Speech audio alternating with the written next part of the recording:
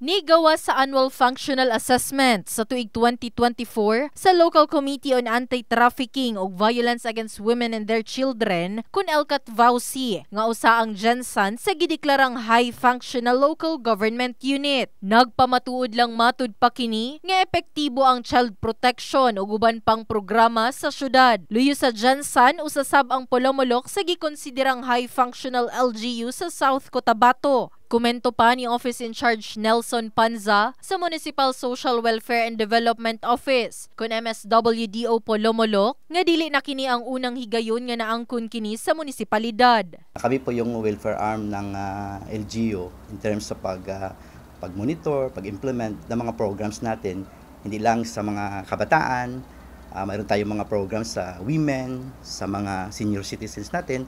So yung ating local government unit sa ilalim ng administration ni Mayor Palencia ay nagbibigay talaga ng budget para ma-implement namin yung mga programs para sa mga vulnerable sector ng community na. Usa pa sa lakang niini, mao ang pagsiguro nga sa barangay level pa lang mapaabot na ang programa sa mga residente. Yung tumitingin ng mga kapakanan at mga sumbong ng pang-abuso sa kanilang barangay. So every month mayroon silang meetings to updates bali kung ano bang status ng mga cases bali sa barangay level. Komento pa sa mga residente sa naangkong pag-ila. Oo, mapadayon kay pait baya kaayo kanang inana nga kung anong ta sa parehasa nang sa tumbana ana sa mga anak padayon.